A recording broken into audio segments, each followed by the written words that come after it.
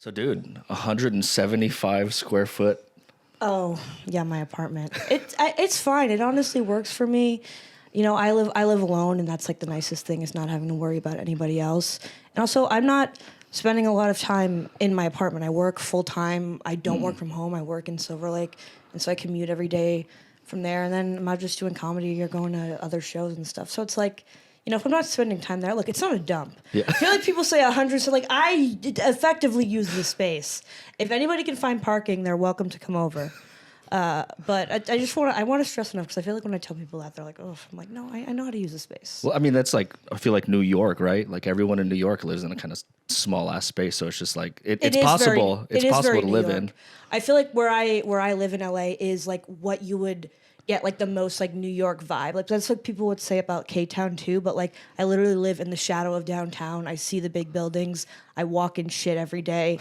And it's like you don't get a moment of respite when you live like that. Like here it's like a nicer area. It's like, you know, like the Valley. Like the Valley's great. I fuck with the Valley. Love the Valley. One of my favorite record stores is just north of here, Midnight Hour. Okay. Shout out Midnight Hour. Love the Valley. But it's not, yeah, you can't, I just want to walk around sometimes. Yeah. And that's why you live down there? I mean, I live down there because it's cheap and it's if you don't, it's the perfect place for somebody who doesn't drive. I see. Okay. Everything's in vicinity then. Yeah. It's super easy to get to the bus, to metro station. I live near a metro station. I'm not going to say which one. Yeah. That's fair. No, keep going. Sorry. I usually just do this the first like 5 minutes to make sure we get the levels right. Awesome. How's it sound? Sound good? Perfect. Yeah. Sounds great. How's it sound for you in there? Sounds good. Cool, dude. Hell yeah. So you're from Massachusetts, right? Is that where you're from originally? Yes. Yeah. How was that? Like, when did you move out to LA? I moved out to LA like right during the pandemic, like right before the pandemic, kind of right when it was starting up in like March 2020. Yeah, like Damn, no, like the really? last week. Yeah, the last week of February is when I moved out here because I came out here in January to visit a friend, and then I decided to move out here. So yeah, and then I found a place in June. So Damn. moved to Pasadena in June. Did you have any like aspirations to move to LA before you came to visit, or was that just on a whim? I definitely did. Like as a kid, I was obsessed with LA. I would play Grand Theft Auto San Andreas and just be like, wouldn't it be sick to live here? And so that was like my idea of LA. But I feel like when you're from, like everybody wants to get like away from the place that they're from, you know? Like growing up, like I grew up in like small town Western Massachusetts, literally like, you know, trees, forest, green, you know, little small town like Norman Rockwell shit. And so I was like, I want to come to LA. That's like exactly different from where I'm from. So yeah. Do you miss it at all? Oh yeah, all the time. Yeah. Yeah. Do you go back often? No, I haven't gone back in over 2 years. Wow. It's hard. You know, it's like I don't drive too, so if I go home, I have to do like a driving Miss Daisy thing with my parents, which like sucks. Like I don't want to be like, hey mom, hey dad, drive me everywhere. Like that sucks. Do you choose not to drive, or is this like a thing you just? Yeah, no, I got into an accident when I was in high school with a friend, and that kind of fucked me up. Yeah, and I have a lot of anxiety around driving, and I just like life happened, and I never got around to it.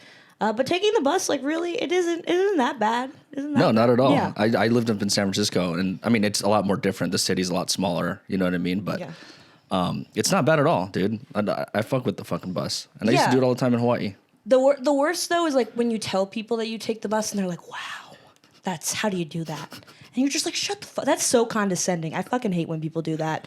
They're like, how do you do it? I'm like, it's not that hard. I'm like, I see people. I fucking hate when people are condescending about it. Right. Yeah. And it's just like times have changed too. You know what I mean? Because like back, I don't know, how old are you? I'm 25. 25. Back in the day, that was like everyone took the bus. You know what I mean? And it's just like now, it's just I don't know what it is. I don't know. But good for you. Good for taking the bus, dude. You're saving a lot of money. Thanks. Thanks. Appreciate that. Thank you. So let's did you do comedy before you came to LA? I mean, I kind of dabbled in it, and I dabbled in performing, but I didn't do stand up. I had tried stand up a few times, but I didn't, ever take it seriously or anything.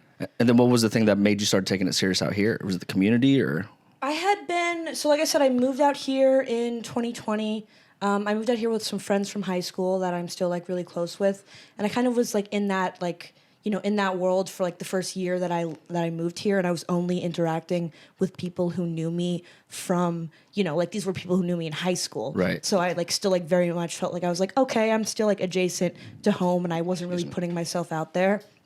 And then in like early like spring 2021, I was like, it had been like a year, and I was like, fuck, I need to like actually kind of start like trying something new, like being like, I didn't just move here to hang out with my friends. Right. Yeah. And like which was probably easy, especially during the pandemic. Dude, it was like shout out to all my friends. Shout out Sasha. Shout out Cassie. Shout out DJ. We had some fun times. Like it was fun. Like essentially the first year of me living here, I was living off that pandemic money, just chilling with friends. Oh yeah. Like yeah. So, and then but I realized I was like, I can't do that forever. Right. And I have to create a life for myself. Yeah. And I had always wanted to do comedy. I was into stand up and was like, kind of like it's lame to say, but I remember I was like sit at my laptop and be like structure of jokes and take notes like I was in a fucking college class and try and break it down on that level, but I just wasn't getting the opportunities to perform because I was in small town Massachusetts and I didn't drive, but I was like I want to understand stand up. So I was into comedy for a while, but I didn't start performing till like 2021. Did they have any open mics out there where you're from?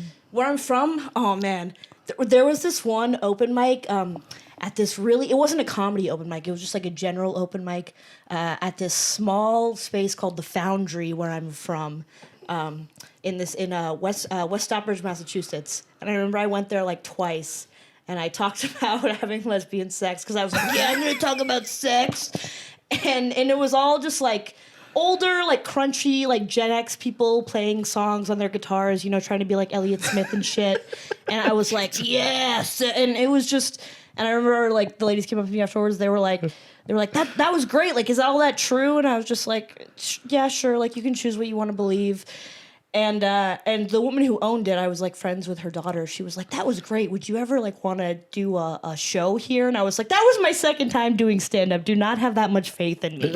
I was like, what the fuck? Do not, this lady, she was really nice, but I was like, you should not. But it kind of like, I made me think like, I was like, oh, I could do a show.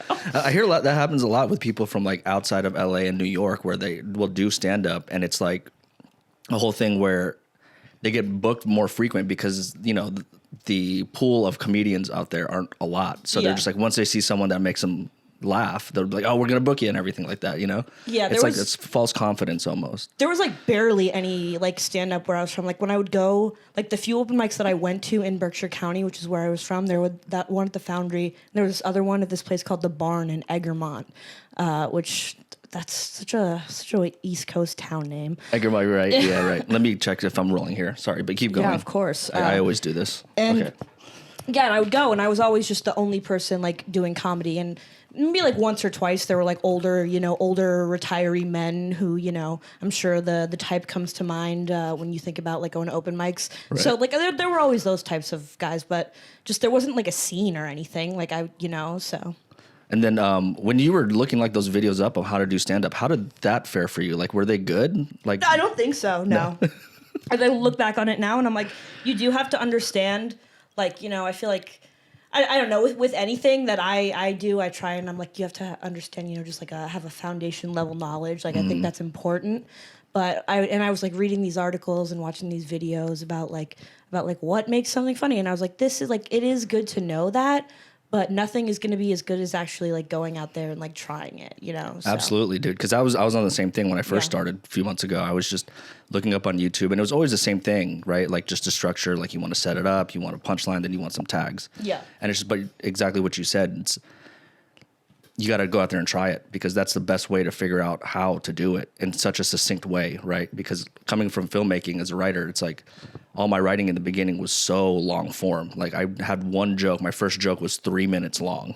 Yeah. With no punchlines. Yeah. The punchline was literally at 2:30. You know what I mean? Yeah. So it is weird how like you look it up on the internet and there's really no place to really kind of show you how to do stand up. Which is strange. It's not like learning an instrument. Like if you're learning an instrument, you learn the chords. There's countless tutorials and stuff to learn. Like learning stand up, I feel like, and learning an instrument too. You can practice that in your bedroom.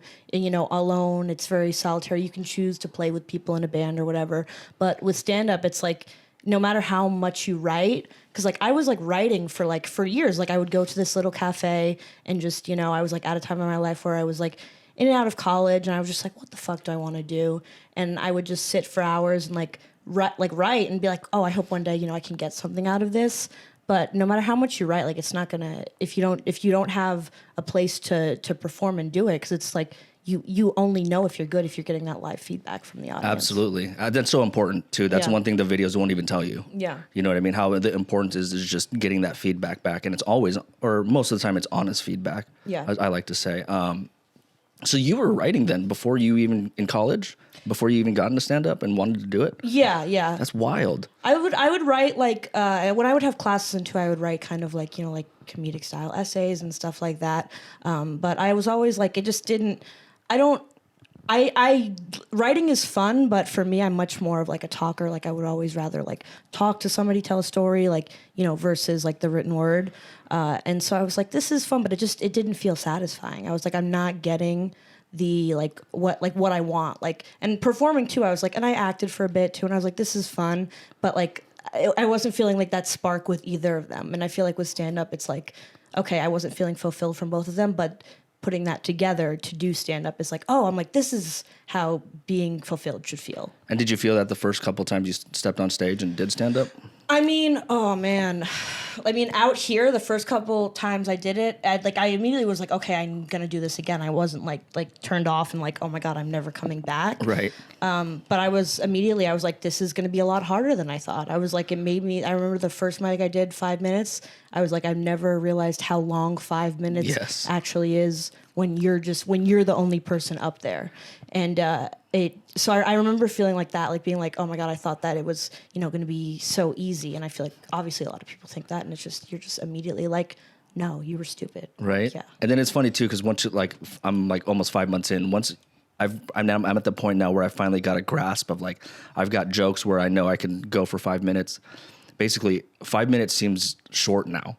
Yeah. Right. Like, it's one of those things where, like what you said in the beginning, it feels so long, but once you start getting material and you get your confidence on stage, 5 minutes is just, can feel like 2 sometimes. It's wild. I feel like I didn't even have like, I feel like I, you know, like first few months in, like, yeah, like I, you know, felt more confident doing 5 minutes, but I feel like I didn't have a 5 minutes that I actually really loved until the first like year and a half in. True. And I'm only 2.5 years in. So it's like, I'm still like, you know, like not even a fully formed like sack in somebody's womb with my comedy, I feel like. So would you consider yourself, because you said you like to talk, would you consider yourself more of a riffer? Like, do you like to riff more, or do you stick to your jokes? I mean, if I'm doing my set, I definitely stick to jokes. It's hard. I've definitely like tried to get better at riffing, and that is a skill. And I feel like it's, you know, with riffing, it's like you have to trust yourself and have that confidence, but that's only something you get by continuing to do it.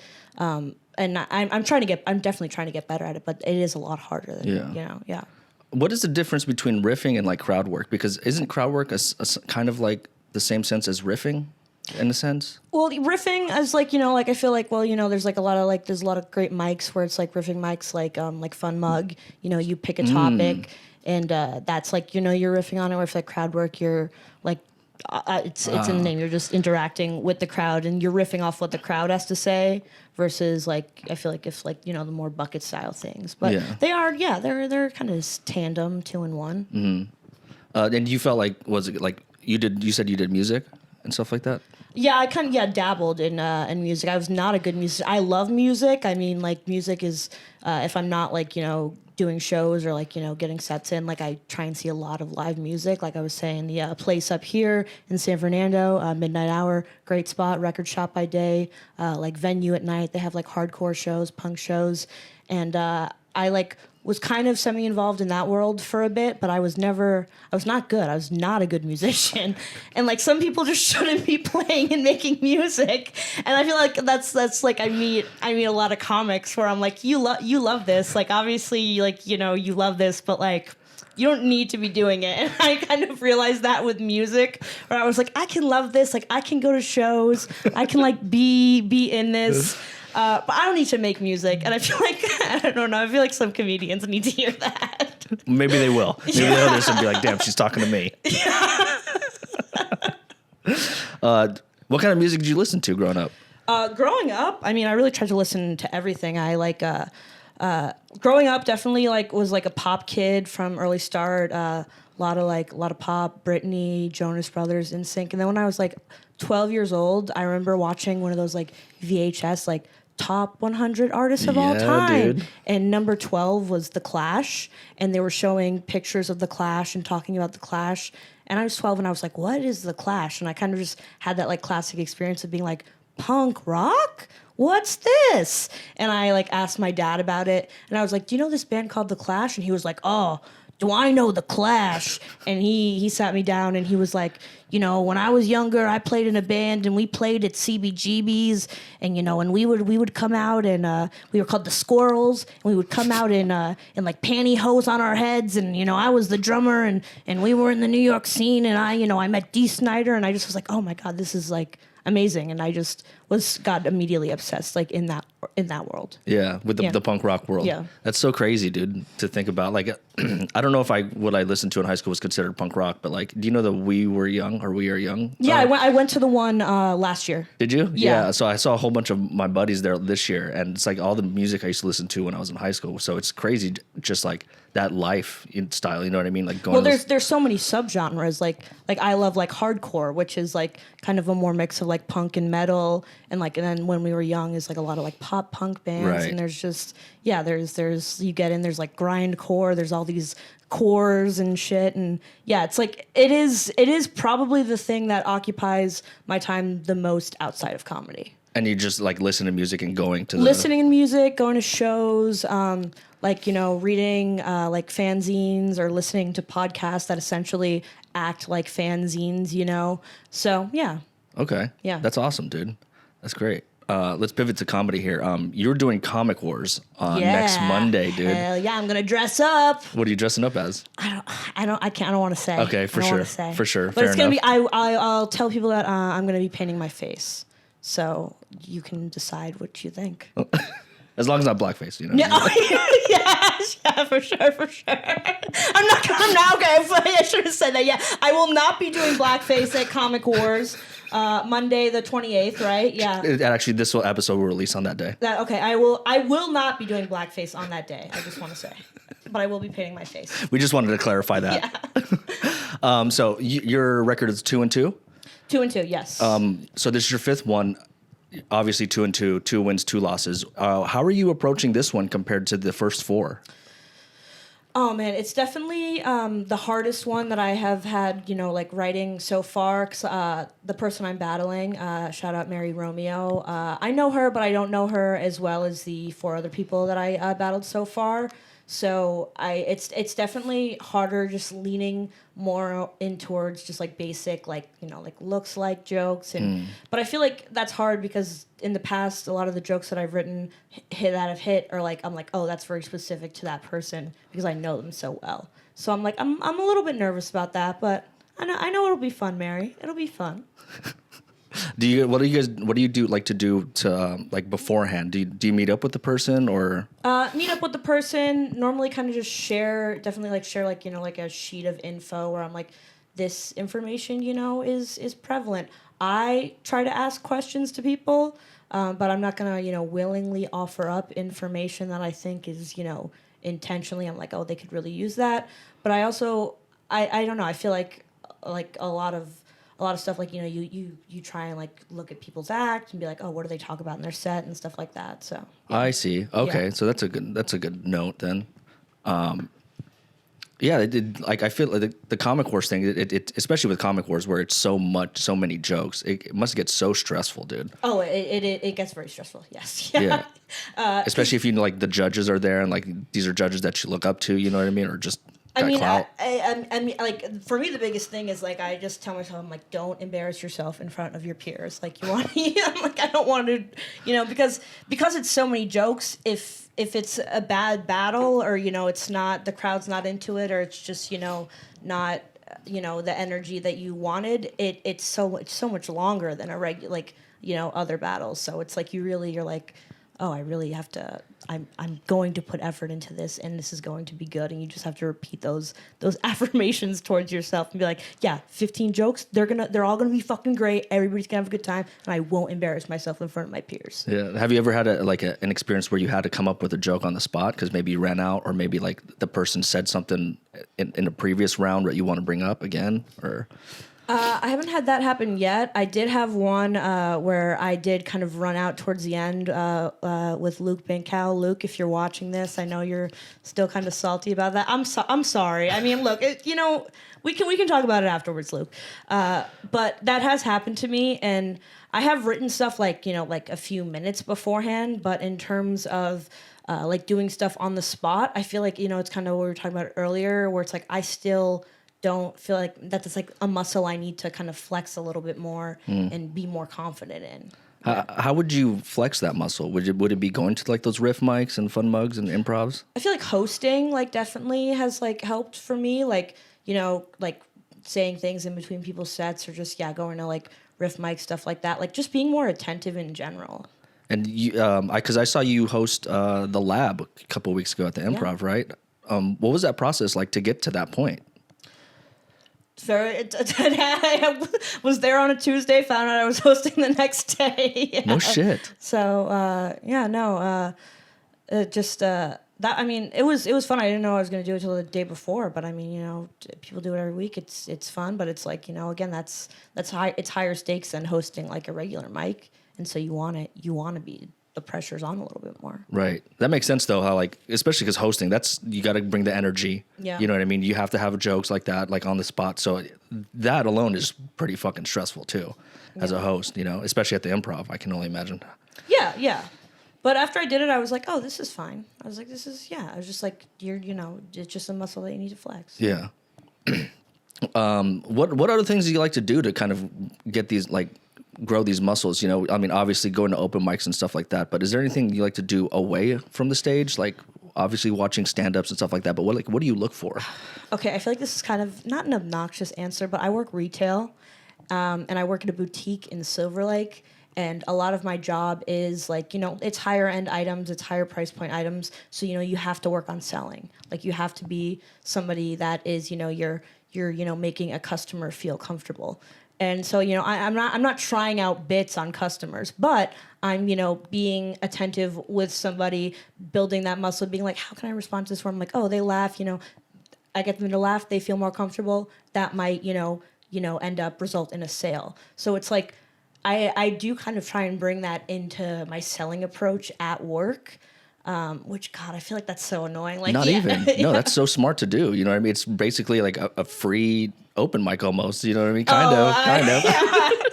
I don't know my employer to see that. It's not a free open mic, but it's definitely like, and it's like I put on my customer service voice and, things hit a little bit different in your customer service voice. But yeah, no, and it's where I'm just like, how can I get the customer to laugh, and that makes them immediately, they're more endeared towards me, and and they might be more likely to buy something. So I guess like even just like me starting a couple months ago, it's like I find myself now every time I do talk, I try to make a joke out of it. Like I went to a party for the first time since I started comedy, over the weekend.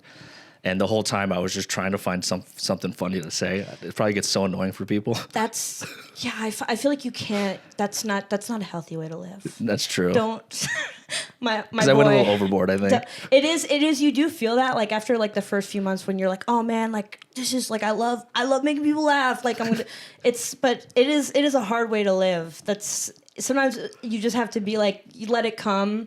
Let it come naturally, and don't force it, because people can tell, and I mean customers can tell that too. If you're selling something to somebody and you're doing jokes that don't land, okay, nothing is worse than bombing in front of a fucking customer, somebody you're trying to sell something to. That sucks, dude. Worse than bombing, bro. You don't even get the sale. Yeah.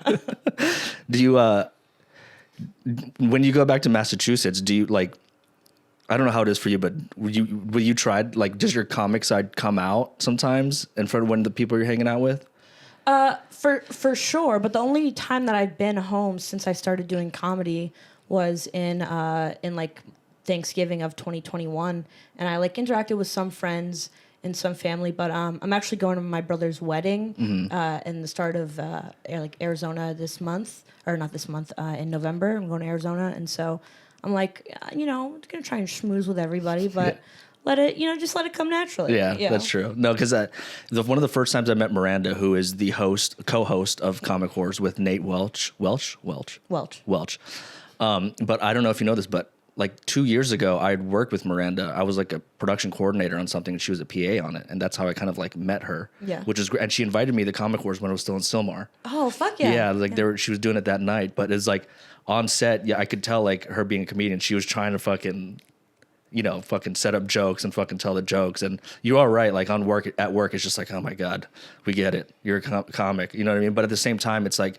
you can tell that she just loves it, dude. And her whole life, you can see it. No, but when you kill with your coworkers too, like that does feel good too. Cause it's like, you're all like, that's a bond that's different, because it's like you're getting your coworkers to laugh, and then you're like, we're all in this together. Like, so that is when you kill at work with your coworkers, that's a good feeling too. That's true. I know. Yeah.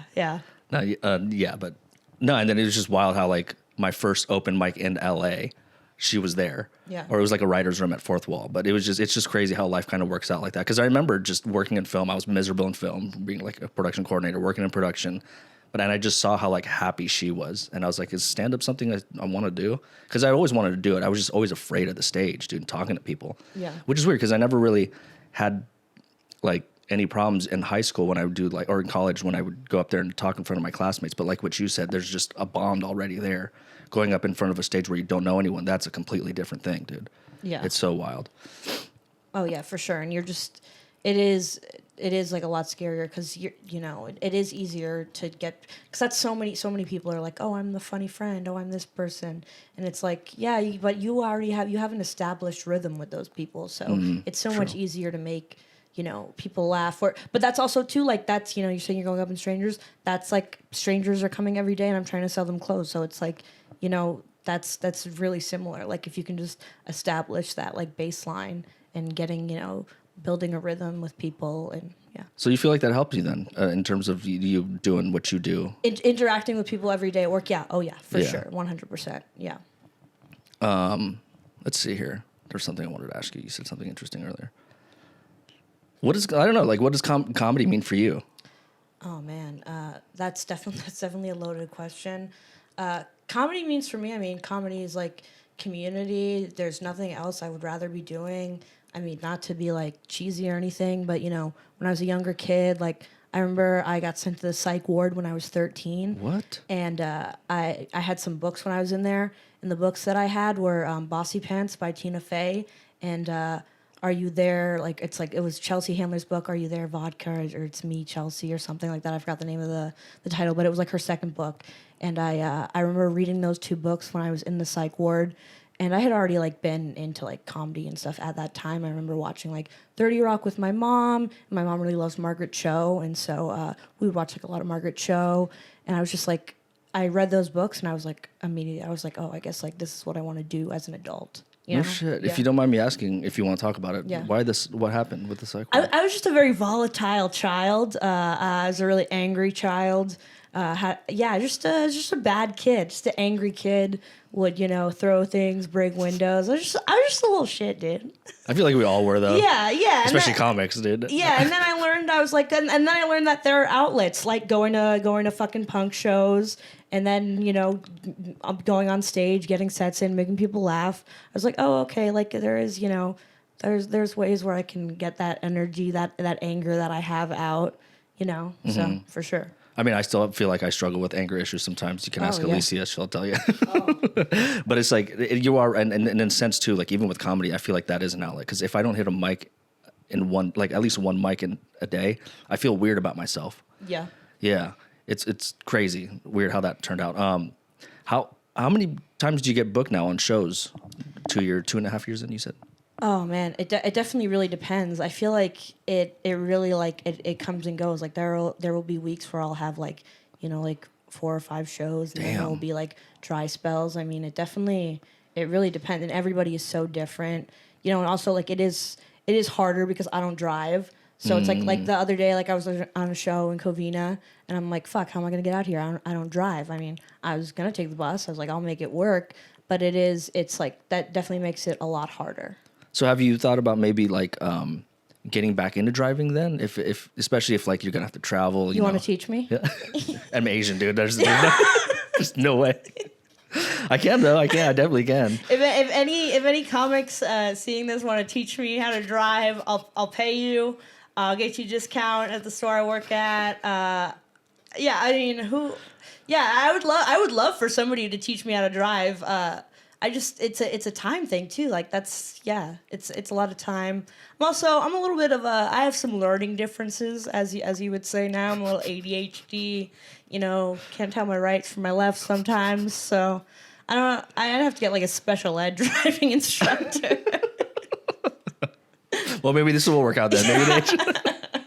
Maybe So, yeah, that's got to be crazy, dude. Like you get, especially like, I mean, there's a comedy store in La Jolla. There's, I'm sure, bigger clubs down there, some up north. So it's just crazy how like you don't, especially in LA. That's so wild. Yeah, I take the bus. How do you do it?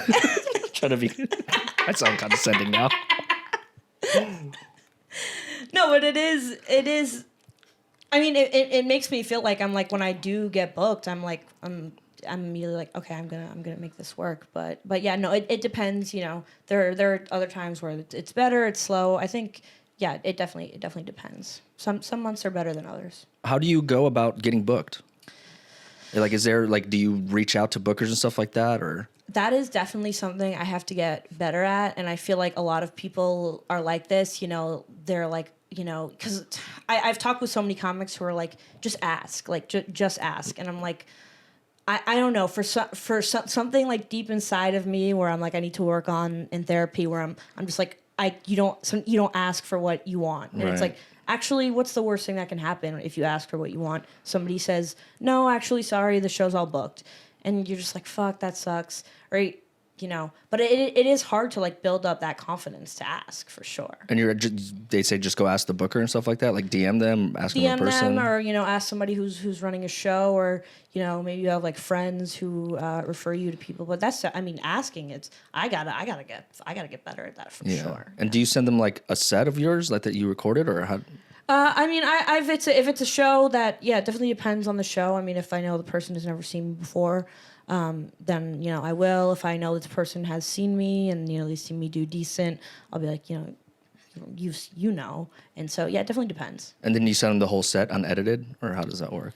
I have tape that I'm like, I've from like good sets that I've had that I'm like, this is, feel confident in, where I'm like, this is 5 minutes where I know everything's good and it's good. So I just send it their way. The zin is like getting stuck in my mouth. Oh, good. Because it's like an interesting thing, like being in the digital world, especially with comics now. I've had conversations where they always say like, you want to post your good jokes on your Instagram and stuff like that. I took a look at your Instagram, and it's really just the two rap battle. Yeah, the Comic Wars videos. Yeah, I had some reels up for a bit, then I archived them because it's just like I don't know. I kind of vacillate between that. 'Cause I just feel like the stuff that I posted could be better quality too, and I'm like, this could just maybe just needs a little zhuzh up editing wise. I see. But yeah, I had some stuff on there, but it is hard to like, because unless you're like really killing, like, do you want that on your Instagram? Like, that's gonna be the first thing that somebody sees when they look at your Instagram. So, and that goes back to what we were saying about like putting yourself out there and asking for what you want, and being like how is this person going to see me? So yeah, and like what you said too, it must be so nerve-wracking too, because it's like, what you think is a good set, or how I feel like what is a good set, I'm just like, okay, it's probably good to me, but it's just like, how are other people going to see it? You know what I mean? Like, you get those laughs in because I just had a really good I got a decent show on Saturday. One that I finally like was just like, okay, I'm getting the hang of this now. Like, I didn't have to take out my notes to look at my notes.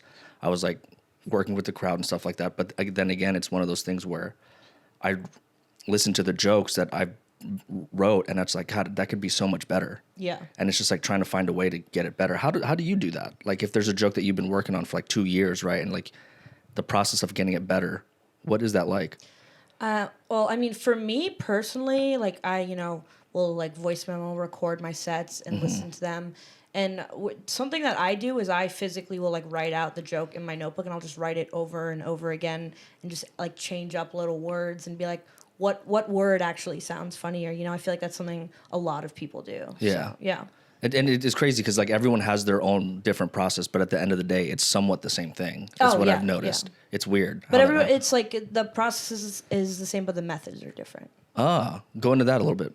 Tell me about that. Like, well, I mean, people, like for me, I'm like when I'm writing, I'm specifically like writing out, like being meticulous with every word, and other people just do everything in their own way. Some people just write out little phrases or stuff like that. I mean, I can only speak to my process. I don't know the intricacies of other people's processes, but it definitely is like a really personal thing for sure. And has your process or method, has it changed in the past 2.5 years, like from what it started to where it is now? I mean, I definitely like listen to myself a lot more. Like the first like year in, I would be afraid to listen to my voice memos, and just because you're just like, this is so cringe. You're just like, do I actually want to do this? Exactly. And then, but you're just like, that's you slowly, if you keep listening, and then you're just like, you can actually hear the progression of, like, oh, okay, more people are laughing at this. So I feel like listening and then watching, tape when I, I don't record every set, like, some people with their tripods and stuff, but I definitely like try and, like in the past like year and a half gotten way better at like voice memoing my sets and stuff. Do you record yourself, like video record during shows and stuff like that, or try to? I mean, honestly, not really, and that's definitely something I need to get better at too. I don't know, and again, it's nothing to those people, but I'm just like, do I want to be the tripod person?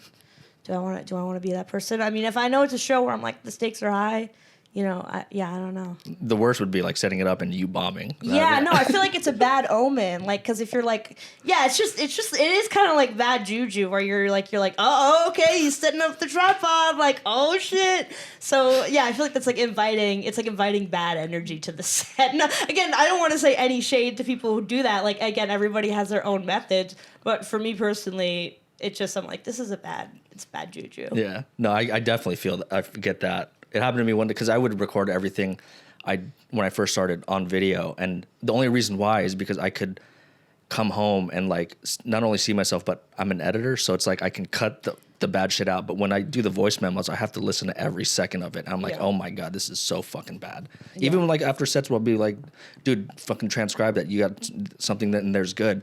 I'll listen and I'll be like, why the fuck are people laughing to this? You know what I mean? And that's what's weird too, because it's like, maybe this is something I can ask you. How do you differentiate from that? Like how, like having a set where people are like, oh, that whole section was good, and then you listen to it and try to rewrite it, and it doesn't feel like something I want to say again. Has that ever happened to you? I mean, like what do you mean by the question? Like you say, like you're saying, like, oh, like has that, like you're just like, oh, you're like, you didn't think it was gonna hit, but people are like, oh, that's good, but you're like, actually, I don't want to do this. Yeah, like, exactly. Yeah, I mean, I've had like parts where I'm like, oh, I didn't think that was gonna pop as much, and then you kind of feel like obligated to say it. But at the end of the day, like people can tell if you're doing something that doesn't feel good, and you feel like you're just doing it for other people, and if you're not having fun, people can obviously really pick up on that. So it's just like if something doesn't feel right, don't do it. Yeah, that's. I mean, I don't have a lot of jokes right now, so I can fucking grab onto anything, any compliment. Yeah, that is how. I mean, but also when you don't have a lot of jokes, and you are like you are just filling up like first 5 minutes. Like it is. You're saying a lot of shit where you're like, this isn't my best shit. This doesn't feel amazing. I'm not like, oh, it's killing every time. But you're like, oh, I'm filling up the time. Yeah. Because even now, like I had old jokes that I told at this 5-minute set that hit really well, and I'm like, I don't understand why people are laughing at that. Like, it doesn't even make any sense to me. Like, I have better jokes where like I feel like the wording is a lot better and a lot more misdirection. So that's just a weird thing right now where I'm trying to figure out, where it's just like the stuff people find funny, I'm just kind of like just throwing it out there. Yeah. So. I don't know. It's a weird thing, dude. This comedy thing is so strange. We're both fucking infants. Like, yeah, it is strange, but it's like we're still so new. Yeah. So how is being 2.5 years in? How is that different compared to your first 6 months? I mean, my first 6 months, I feel like I was just doing shit that I just didn't like, where I was like, I was doing stuff where I was like, I thought that this is what other people wanted to hear. So I was like, oh, people will think that this is funny, but it didn't feel good to me. And then I kind of started writing stuff that I was like, okay, like this feels more authentic to my voice, and I'm just gonna do it. And I feel like kind of that shift happens. You automatically feel that shift in confidence. So it just happens out of nowhere. I mean, that for me it did. Again, like everybody's different, but definitely like for me, I noticed that when you just start like trusting yourself, for sure. That's crazy, dude. Yeah, this comedy stuff is so strange. So strange. Let's see here. What's your process with the comedy? We're going back to Comic Wars, but like, how many weeks before the show does Miranda give you usually? I mean, this past one with Mary, I found out, I think, like 2 weeks ago. So I would say like normally like anywhere between like 5 to 3 weeks, like I'll know. Because 15 jokes, that's a lot of jokes. It is. Yeah. I don't even know if I have 15 jokes just regularly. You know what I mean? I don't know, dude. Yeah. Yeah. No, I mean, it definitely, and it takes me back to school, and I don't know. That's like kind of I think why I like it, because I'm like, it's like a school assignment. Like in a way, you're like, okay, you have a deadline, and this is your due date, and it's like, I don't know. I like it because it makes me focus. Like I need something to like reel in, where I'm like, okay, I have to put all my energy into this, and treat it like a paper that's due for school.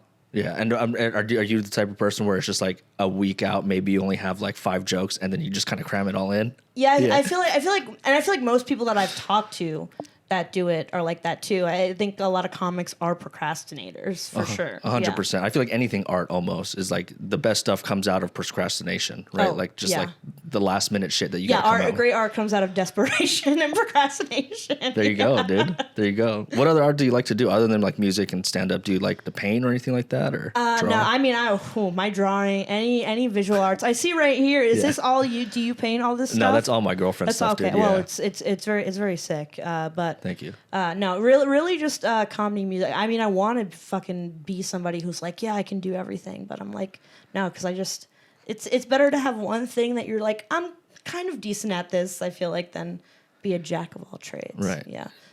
So you're saying you act before? Do you try to get auditions out here or anything like that? Not really, because I think actors are so annoying. Yeah, like I was like kind of like theater kid adjacent, in high school and college. But yeah, it's definitely something that I want to get more into. But it really is just it's a time thing for sure. Mm-hmm. Yeah. What's your dating situation like? My date? Oh wow, damn! You getting into it? We're getting personal now. Damn, my dating situation. I have just some. I definitely casually date because I know that I would not be a good partner. Like for God's sakes, I don't have my license. Like. That sucks. Like, I'm sorry, that sucks. Like, and I'm very upfront with girls that I meet on dating apps. I'm like, just so you know, like, I don't drive. And, like, there's just, like, a stereotype that gay people don't drive, which is true. No shit. And so it's, like, really, it definitely makes dating hard. But I try and be upfront and honest about it. I will say where I'm at location-wise for Tinder, it's like Westlake, MacArthur Park. It's a little south of Echo Park, Silver Lake. Okay. So, all the Echo Park, Silver Lake baddies, they kind of live there because it's a little bit more affordable. So it's fun. You get it done. So yeah. Tinder's your app of choice? Tinder, Hinge, yeah, for sure. That's wild, dude. I've been in this relationship for 7 years, and I'm always telling people, I'm like, gosh, dude, dating sounds, in terms of, straight guys, it just sounds like it's a fucking nightmare, dude. Yeah. Do you have the same experience, or? I mean, I definitely think dating, like women and like non-binary people and stuff like that, like it has its own challenges for sure. I mean, the thing is that, like a lot of people you meet, and I feel like something that I've talked about with other comics is like, do you let people know that you do comedy? Like when do you let people know somebody that you're dating? Like, do you tell them on the first date? Do you put a picture of you holding a microphone in your profile? Like, do you say that in your profile? I feel like that's something that I'm like, if I'm starting to see somebody, I'm like, how soon do I tell them that? So you don't even tell them off the bat? I mean, if they like ask, like, what do you do? But I'm like, I'm not like, oh yeah, by the way, like I do comedy. Yeah. So how does that did that go well for you then? Like keeping that, not a secret, but just like holding off? I mean, yeah, it's like, you know, I don't try and keep it a secret, but, you know, I'm not like, I don't know, I feel like because a lot of people, like, it can be a turnoff, and it's like kind of why I say I'm like, oh, I don't think I would be the best partner, because it's like comedy does come first, you know? Yeah, and then other things, but, so it's like, yeah, so when people hear that, they're like, oh, that's, you know, you work a job and you do comedy, how are you going to have time for a relationship? So it's like not the best thing to lead with, I feel like, unless, you know, you're dating another comic, which... Have you done that before? No. No? No. Why not? Just no. I hear that from every comic. They're just like, no, I've never dated a comic. And then I hear other times where it's like... I'm a romantic, and I definitely like would. Like, I would be like I see comics dating other comics, and I see people that it works for, and my heart is so full for them, and I'm like, oh my God, I'm like, I want that. And I'm like, and I kind of do believe that, but I'm like, I feel like, I don't know, right now, no. Maybe in a few years when shit's a little bit more together. I see. But not right now. Yeah, because I'll get into conversations where guys are just talking about how they've never gotten with a comic before. I was like, that's weird. Like, I mean, maybe it's just because in film everyone hooks up with everyone. Oh, really? Like, yeah. That's like a thing? You're all like fucking in like Video Village or something, right? Well, it's like you go through the trenches, right? You're shooting something, you go through production, and then it seems like at the rap parties, that's where everyone just starts hooking up and like, what? This person's hooking up with that person? That's just weird. And comedy compared to film is a lot different in my perspective, because it's like when you're working in film, you're going through trenches. Like there's you don't really know anyone you don't really get to know anyone that way. Where in comedy, you're just hanging out. Yeah. It seems like all the time. So it makes sense, or it would make sense if comics would be hooking up a lot more than people in film, which it doesn't seem like that's the case. I think maybe a lot of comics, because comedy's so intimate, we have intimacy issues. And it's like, we're, you know, like sharing ourselves on stage. And then there's people who it's like either extreme, where it's like you're sharing yourself on stage that makes somebody like really attracted to you, and then, you know, you'll hook up with them. And then there's people where it's like you're sharing yourself on stage. Oh my God, that's so intimate. I never want to be with any of those people in this way, and I don't ever want to be ammunition for somebody in that way. Exactly, because like again, being with my girlfriend for 7 years, I'll show her. I used to show her the recordings, and she'd be like, "You said that on stage," and I'd just be like, "Fuck." And like now I don't show her anymore because he like number one gets in my head, and I don't think she wants to hear what I have to say. Not like it was bad or anything like that, but I would say some things where it's just like, all right, maybe we should keep that personal. You know what I mean? Yeah. That's hilarious. Do you feel like that's more common, where people get more established as comedians and then start dating? Because that's what it seems like. I've seen more established comedians where they are dating other comedians. I mean, I can only think of like power couples right now. But I'm like, yeah, I feel like with anything, like any career, like thing in life, you know, like you gravitate towards people who are on your same level, or, you know, you have like why do you want to be in a relationship with somebody? Like that's what it comes down to like, do you want to build a life with that person? Do you want to, you know, so when you have the pillars of, you know, more established, like it makes sense. I think it's like an age thing too, for sure. Oh, I see. Yeah. And a maturity thing, especially like, well, maturity and like where you are as a comic too, right? That's wild. That's so wild. It would be hard to date a comic though. I feel like that would be very challenging. Yeah, I mean, like I said, I'm a romantic at heart, so I'm sure there's like, you know, part of my brain where it's like, wouldn't that be cute? But yeah, I don't know. What's the longest relationship you've ever been in? The longest, oh man, like 7 months. Yeah, I'm not. I'm only 25. That's true. That's I'm only 25, true. And I moved out here during the pandemic when I was 23.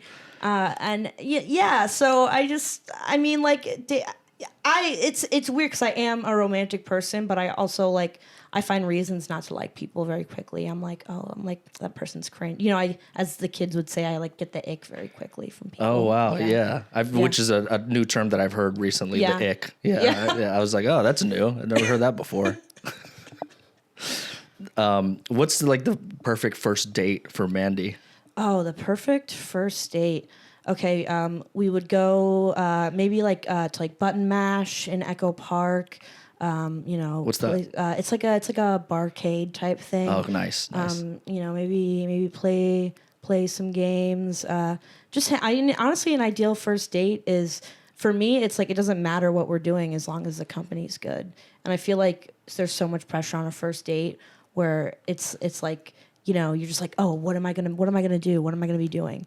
But it's just really about the company and like establishing that comfort. So I like to, I'll take somebody like someplace. I don't know. I'm a barcade person. That's like you said shit. Now I'm like putting myself on blast. People are gonna see me having first dates at Button Mash and Echo Park. Shit. Okay, never mind. Edit this out. Because you said you're romantic, and I was expecting like a candlelit dinner. Well, I mean that's I'm a romantic in the sense like that like establishing that connection with somebody. Like I don't necessarily think like like a candlelit dinner in a nice restaurant, but it's more just like creating those moments. Like my favorite movies are like have you ever seen the Before trilogy? No. Do you know Richard Linklater, right? Yeah. Oh, okay. Yeah. Before Sunset. Before Midnight. Yeah. They're like the movies that he did where those are good, dude. Where they it's like the perfect night and everything. Yeah. And so I'm like, oh, I would just like want to have that with somebody. I think it's more like I want to meet cute to happen to me, but I'm going on all these first dates where like the pressure's on. Where I'm just like, I would just love to bump into somebody one day and be like, hey. Well, maybe that's a move. I've had some meet cutes at concerts. Unfortunately, didn't last, but. But maybe that's a move. Maybe like you go out to Europe and do some shows, right? And you got to get on a train. On a train, that. In Europe, driving really isn't a big issue, No, I've been to Europe when I went to Germany and Denmark, and when I was traveling in between those two, I was like really hoping for a before situation for sure. Didn't happen. It did not happen. Damn, goddamn. What kind of video games do you like? Video games? Yeah. Oh man, I am. Or arcade games. I definitely am like classic like shooter type person. I love playing like the fucking Deer Hunter games and shit. I like if I'm going to an arcade, I like a game where I'm like I have to hold something big, where I'm like I can any games where I'm like, oh, Mortal Kombat, I'm like I can play that on my fucking Switch. I'm like I want to hold something, or I want to be on a bike. Or I want to shoot a basketball. Like, that's why you go, right? That's true, yeah. I mean, if you're, like, fucking playing... Dude, if I'm taking a girl on a first date to a barcade and she's playing Q*bert, I'm like, this is over. We're going to the motorcycle game, dude. Q*bert? I haven't heard that in forever, dude. God damn. I didn't even know that was still a thing. Q*bert. Yeah. What was that game like again? What did you do? It was like you have this like little like I think he's like a nose shaped guy, and you like are supposed to. It's like a platformer where you're supposed to like jump from like up like this like boxes or stuff like that. I don't remember the exact premise, but it's not memorable. Yeah, sorry, it's like kind of sounds like Doodle Jump. Yeah, kind of like Doodle Jump. Yeah. Yeah, a little bit. Doodle Jump was a shit, dude. Those first generation app games that came out. Oh my god, I was addicted to those, dude. I was such a bad we were talking about this earlier. I remember I stole my parents' credit card and I downloaded like hundreds of dollars worth of apps. And this was when I was like 11, 12, and I was like, oh, it's not like right when the App Store was like popping, right. And I had got an iPod Touch, and I was like, I'm gonna get every game that get those I'm gonna drink beer. I'm gonna download those. Do you remember those games where you would just touch? It was like a food game. You would just be like, oh, I'm gonna create a sandwich. Then I just touch on this and I'm eating this. I'm like, what was that? And I'm like, I spent $3. I'm not exaggerating when I said I spent hundreds of dollars worth of my parents' money on those apps. They were pissed, dude. I would be pissed too now. Yeah. I'm like, this sucks. Especially seeing the game, it's just like, what the fuck is this, dude? Yeah. Games now, it seems like on the app, they get you, bro, because they'll give you some features for free, and then the ones that you really want, you got to pay like $50 for, dude, right? So yeah, I feel like that happens a lot too with kids. No, I remember when that happened. I mean, because this was, I want to say 2000. I was 12, so 2010. But over the years, I feel like I have heard that like more and more that headline kid takes iPad and spends even more thousands. Yeah, dude. Yeah, my parents lucked out. I didn't go. Some of these kids are going buck wild. Yeah. So and when I saw those headlines, I kind of felt comforted. I was like, okay, it worked. I was like, I wasn't. Some kids were thinking the same thing as me. Even as an adult, you're just like, I don't want to spend the $2.99 to get that special. But as a kid, you're like, fuck it, dude. Yeah, as a kid, you're like, what's money? Do you play any iPhone games now? I actually just got a new iPhone, and I downloaded they get the 3-month free trial of Apple Arcade. Yeah. And there's this game, it's Hello Kitty Island Adventure. It's Hello Kitty with Animal Crossing. It's like Animal Crossing with Hello Kitty characters. It's very fun. No shit, dude. So that's a fun one. Hello Kitty Island Adventure. Shout out. Do you think you're gonna get the arcade after your free trial? I'll see where I'm at in 2.5 months from now. The phone really set me back. I don't know if I can afford the free trial. If I can afford after the free trial. What phone did you get? The new iPhone? The new. I got the one that. What is it? Are we in the 15 right now? Yeah, the 15 is the new one. I got the 14. It's great. This is what I'm shooting on, the 14. Yeah, it's. I mean, it seemed I got it because this has happened to me twice now. I've like sprained my ankle and my phone has dropped to the ground and just completely shattered. Like, you don't have a case on it? No, I do have a case. My fall is just so strong. Yeah. And this has happened to me twice now. And it has happened to me in very similar circumstances. First circumstance was I was living in Pasadena at the time, and I was like running to try and catch the bus. And I like fell in this, like, there was like a hole in the sidewalk. And I like fell, like my ankle rolled, fell into it. Phone shattered, and I missed the bus too, which sucked. And some lady was at the stop, and she saw me, and she was like, you can sue the city. And I was like, really? And she was like, yeah, you can sue the city. I didn't sue the city because I was just concerned about getting a new phone. And then the other time happened to me when I was getting off the bus on Sunset in Silver Lake past recently, and there was just like something obstructing like the stop, because the stops here are shit. Like nobody takes care of them. And I fell, my foot kind of got in the wrong way, and just shattered my phone. So fuck, you should think about suing the city. That's wild, dude. Tales from the bus, dude. That's so wild that you could sue the city for that. I didn't know that. Yeah, I didn't know that either. And I told I was going to work that day too, and I was like, fuck. I was like, I'm at work and like I don't have a phone, and so I like slacked my boss, and the first thing he said again, he was like, you could sue the city. I was like, you're the second person. What the fuck? I was like, I didn't know this was a thing I could do. I had no idea. It's funny how everyone in LA though seems to know that. Yeah. Like that's just a way of living. Yeah. You know what I mean? Like speaking of which, I met this guy who was telling me like this isn't like has to do anything with the city, but freezing eggs. Did you know how much money you can make off freezing eggs? It's like $60,000. Yeah. Or something, right? Yeah. Dude, and especially if you have like apparently good genes, they'll give you even more. Really? What, like 90? Like 80. Oh wow, damn. I mean, like, it's wild. So, I mean, if somebody does that, I think, like, I don't think that I can, because I don't think my genes are great.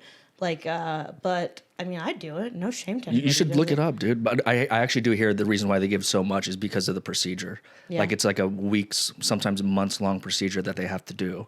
And they're going in there and fucking, scraping out the eggs and shit like that. Yeah, you probably have to, like, you're probably out of work at that time, too, so you're not working. So it's a lot. That's, that makes sense where it's like somebody donating sperm. You're just walking in, walking out. Yeah, exactly. Yeah. And what do you get? Like $500? Something like that, yeah. I don't know. I think about that a lot. But apparently LA's like reached max capacity for sperm. Really? Yeah, like there's a guy I met and he was telling me about it, and he's been trying to do it for like 2 years, and they finally were just like, look, we're out of capacity, like try again in like 8 to 9 months. I honestly, as somebody who is a sperm donor baby, that is something that I talk about in my act. Mm-hmm. I actually found that out last year, and honestly, great for my act, completely reinvigorated my act. I do think that, and I know people who donate sperm, and I'm like, you shouldn't. There's a lot of people who should not be allowed to donate sperm. I got lucky because I think the guy who donated sperm, he donated on the West Coast and the East Coast, because weirdly he went to Occidental, and I was like, oh shit, and he like donated sperm when he was at Occidental. But he's like a gay lawyer, and he's I'm like, that's good genes. He's like kind of taller, handsome looking man. I looked him up. But some people should not. Like, I know somebody who, I don't want to put this person on blast, but like this person, teaches guitar lessons to kids and, lives in a house in Boyle Heights with 7 other people, like, and dropped out of college. Like, bro, please do not donate sperm, because one day there will be a child on the other end of that sperm looking you up and being like, I come from that. And it's like, that's wild to think about. To all. Well, thank God, it's at capacity. But I abhor anybody watching this. Think about, there will be a child on the other end of that $500. Would you mind going into that? Like, do you looking up your father and stuff like that, or? Yeah, I mean, it is crazy. I did find out last year.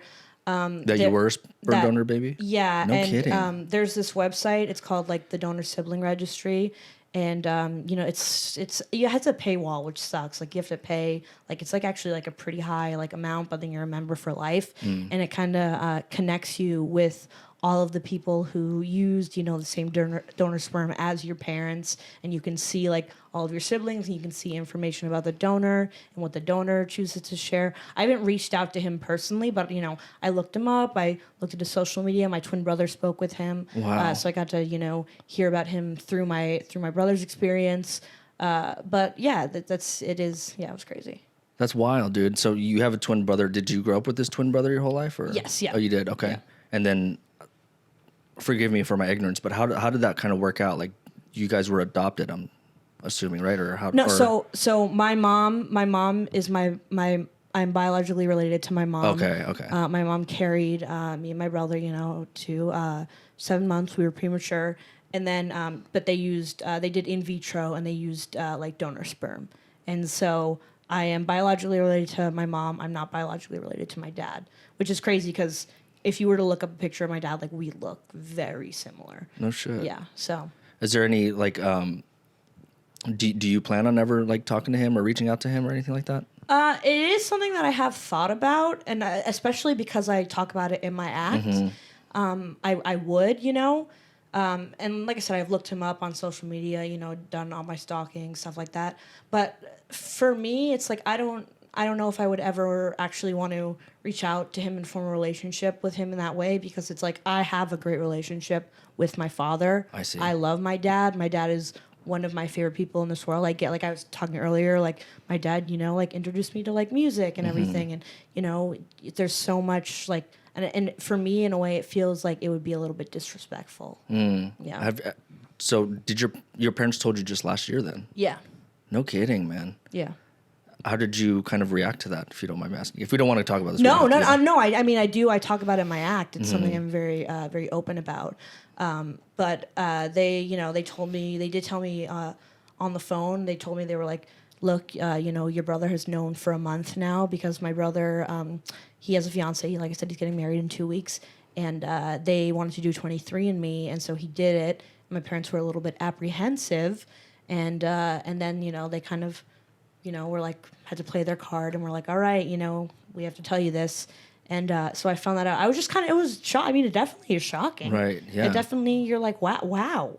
It is, but then, your first thought is immediately to go online. Absolutely. And, be like, okay, there's a whole community of people who have experienced this. And then there's also a whole community of people who don't even know who their sperm donor is. Like there's, a lot of people like anonymous donations, which I couldn't even imagine. I'm grateful that my parents at least, got to choose, and, I have, because I think everybody has the right to know where they come from biologically. Right. So, yeah. Were you angry at all that it took them this long? Oh, yeah. Oh, a lot of anger. I mean, definitely. Still very angry, if I'm being honest. Yeah, for sure. And that's like anger that you'll always carry with you. But also you have to have empathy for, your parents as people. And that's something that I have definitely learned. So, yeah. And how, if you don't mind me asking, how did that kind of conversation go between your brother and your father? Like, when did they meet, like in person, or? I think they were just kind of corresponding over social media, but he did meet one of our half siblings, and it's crazy because she's religious, like, and she's. I was like, that's insane that there's somebody out there who is like a God girl, and I'm like, I'm related to you. I'm related to somebody who's into God. I don't know. That's crazy to me because I always. Both of my parents are like from New York, and kind of like Jews from New York, and I always thought that I was like, that's my lineage and everything, and then to find out that the guy is just some like, because when my brother got the test results back, it was like it was like over 50% Ashkenazi Jewish, and then the other 40% was like some type of like like European. I think it was maybe like English or something like that. I don't remember exactly, but it's like that's why they had to tell us, because it's like if we were any other type of like white, I feel like they could have just been like, oh, you do 23andMe, because 23andMe is not going to be like, oh, your dad's not your biological dad. But if you grow up your whole life thinking that you're 100% Ashkenazi Jewish, and then you get that test and it's like you're not 100% Ashkenazi Jewish, you're like, uh-oh. Wow, dude. Yeah. That's crazy. That's so wild, dude. Wow. Yeah. Sorry, I didn't mean to go there, but no, it's okay. It's something that I definitely like. I don't mind talking about. I have like honestly like doing jokes about it and like working it into my set has personally been very therapeutic for me. So it's definitely something I don't mind talking about. So do you know how many siblings do you have then, or half siblings do you have? I think like at least like 7 or 8. Gosh. Yeah. That's crazy. Yeah, it is crazy. Just you just were in contact with just one of them. I didn't. My brother was. Oh, okay, I didn't. okay. I haven't contacted any of them. I haven't contacted the sperm donor. It's like, and it's really like, I mean, I'm definitely there's like a curiosity there, but then at the end of the day, it's like I don't know if I have the emotional energy right now in my life because it's like I want to focus on comedy. I want to focus on my job, and that's like a crazy thing to introduce into your life. Right, especially like I said, like you were saying just a year ago. Yeah, you know what I mean. exactly, like a lot of people will, or I don't know how this works, but it's. Actually, I really don't know. It seems like once you hit 18, that's when it's more susceptible to happening, where your parents are going to be more honest with it. You know what I mean? They'll wait till you're... That's so crazy, dude. That's a wild story. Yeah, it is. Yeah. Do you feel like that may... like? I mean, obviously with your relationship with your parents, but like, has it changed you as a person?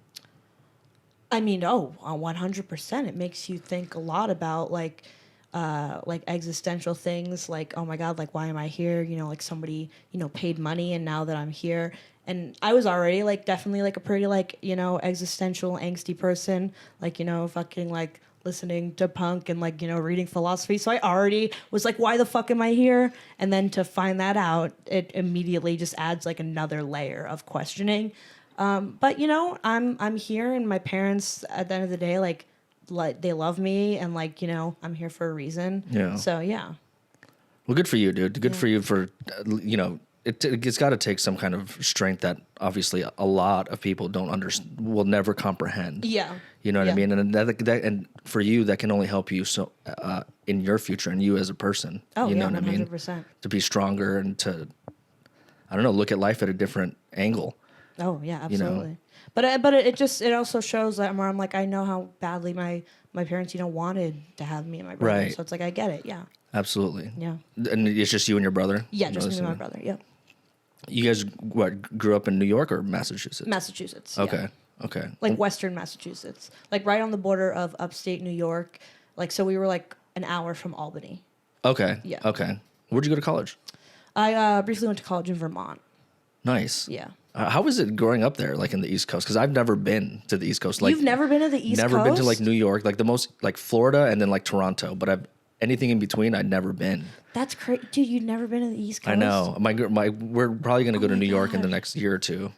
But I mean, honestly, like where I grew up. So do you know who Norman Rockwell is? I mentioned earlier, the painter. No. So he's like this, like, I'm sure you would recognize his paintings. He like basically was like is a like the dude for like old Americana, like, just like 1950s, 1940s paintings. And that's kind of described like, because he painted a lot of his stuff like where I'm from, and that's how I describe it. It's it's like Gilmore Girls. You ever watch Gilmore Girls? Yeah. It's like that. Okay. It's just like so like idyllic, like small town, like Dawson's Creek type stuff. Right.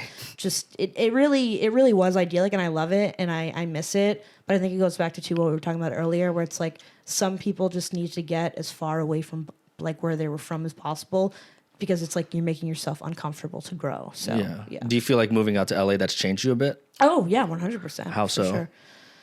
I mean, I definitely have more street smarts than I did when I was living in Massachusetts. That is for fucking sure. The first year that I lived here, anybody that talked to me, I'd talk to them, on the bus. I was very welcoming. Anybody that offered like that was like asking me for a cigarette, I'd be like, yeah, you know what, I'll give you 2. Now I'm just like, I just say no to everybody. I'm like, whatever you're selling, I don't want to buy it. Just like get out of my face, like, so like definitely has like made me like a little bit more cynical in that way, for sure. And do you appreciate that, or do you kind of look at it and be like, what happened to me?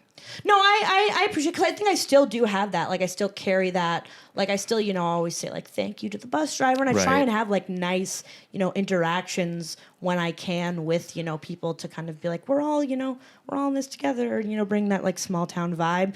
But also, there are so many people, like, you have to keep your guard up. Like, if you're taking public transit everywhere, especially in LA, that's true. Like, you have to. Like, I think it's good. Like, I think I'd be in a lot more trouble if I didn't develop that, like, kind of mindset. You carry a weapon on you? I do. Yeah. Good for you, dude. Good for you. I don't know why I don't. Yeah. It's not like I'm a big guy. Yeah. Well, you also have a car. The car's your weapon. No, I was. What's it called? Do you know who Justin Borland is? Justin Borland? Yeah. I don't think so. No. He was like a smaller comic, but it was funny because I didn't know he carried a knife with him. We went to the Comedy Store once, and he had to get his knife back from one of the door guys or the security. And then I was just like, damn, I didn't know you carried a knife because I have to. I'm little. And I was like, damn, dude. Like, I just did jujitsu, so I think I can protect myself. You know what I mean? But at the end of the day, if someone comes to me at the knife, I'm probably fucked. You know, I carry a knife in my backpack. Sometimes I do. It does kind of get tricky because it's like I'm going to a lot of like concerts and shows like that. Oh, that's true. And so I'm like, I can't always have a knife or pepper spray. And so I'm like, it is hard because you're like, you go to so many places where you're like, fuck, I can't, like it's having a weapon out is a liability. Especially at night, dude. Yeah. Fuck, man. I mean, I used to hear stories when I was down in Hollywood how just fucking, the homeless would be freaking out on people and fucking with them. And I'm like, fuck that, dude. I honestly find that the best thing, like, I mean, obviously it's good to carry, like, you want to carry a weapon and everything, but really just, like, keeping your head up and looking like you know where you're going. Like, I feel like that's the biggest, like, people can tell if somebody is, like, lost and uncomfortable. And I feel like that's only something that you get by just being on the streets. Yeah. I don't want to say being on the streets. No. If you ever do like what are they called? Like the asking people on the street things, that should be your shit. Mandy Robbins on the streets, from the streets. Where do you see yourself with comedy in the next 10 years? Like, what's your end goal with this? Oh man, my end goal. I mean, wow. What is anybody's end goal? I mean, I want to just keep doing it, getting better, 10 years from now, I'd love to have at least an hour. I mean, like that's really like, that would definitely be the goal. And honestly, like not quitting, there's so many people, even only 2.5 years in that I've met that just stopped doing it. And for me, it's like, I just could never imagine stopping, what, like nothing else feels right. So, Have you met more people that has stopped than kept going? In your 2.5 years? Luckily, no. I've met a lot of people who are still like that. I was there, doing mics with them 2.5 years ago that are still there. So there have been more people that I've met that are still in it than drop out. But I've met a few people where it's just like they're just like, oh yeah, I just stopped.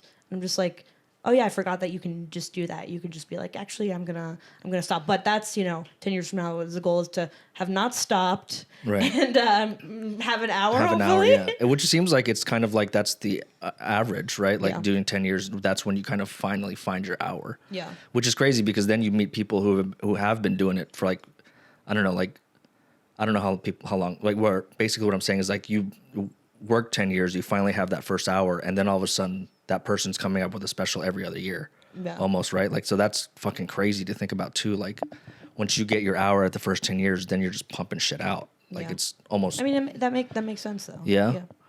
So crazy, dude. So wild. This whole fucking thing. It's again, like, dude, and what is episode 29? Everyone still, I'll ask sometimes the same questions, like the process. Everyone's process is the same. I'm like, God damn it, there's got to be something I can learn to where I can accelerate this just a little bit. Maybe not 10 years. Maybe I can do it in 9, But it is only something that, you just get better by time and, keep doing it. Yeah. And I'm sure like life experiences will, like you said, learning that, your biological father reinvigorated your comedy. I'm sure stuff like that happens in life will do that. Oh, 100%. I mean, that's like kind of what you're betting on, right? Like you're hoping that like, you go out and, you live so you can get things to talk about. Wow. Yeah. Good shit, dude. Well, I'm going to cap it off here soon. But what would be like some advice? What would be an advice for someone who just started off, or like myself, less than 6 months in? What would be the advice that you would give someone like myself? Keep showing up. Don't stop showing up. Find people that you like being around, that you like hanging out with, that you can like develop those friendships with, and kind of just like hold yourself accountable with that person. Like find like a buddy. Find just like somebody, it's kind of like working out in a way where you're like, it's better with somebody. It's better with friends. People like to go on runs with their friends. People like to have workout buddies. It's like, find somebody that, where you're like, we're kind of in this together. And obviously, you have to be on your own, be a self-starter, but it is like, you want to have people where you're like, check in, build community and keep showing up. Okay. Yeah. That's good. That's something new I haven't heard yet. Really? So yeah, the community thing. Because that would make sense, though, because you're right. Like, going to the gym with someone makes it more fun and just... It gets redundant, right? Like, it hasn't gotten redundant for me yet. Like, hitting mics I haven't gotten to that point, but going to the gym, I did that for years, and it does get redundant. Does it get redundant for you hitting these mics now? I mean, yeah, definitely, for sure. But, yeah. And how do you keep it fresh? I try new mics, new material. Yeah, I mean, but it is hard to keep it fresh, for sure. Okay. Well, thank you so much, Mandy. I really do appreciate you coming out here and being on this podcast. Let's let everyone know where they can find you on the socials. You can find me at Mandy Robbins on Instagram. It's the main one. Yeah, mainly just post on Instagram. So, fuck yeah. Well, thank you again, Mandy. I appreciate it. And thank you, everyone, for watching and listening. Bye.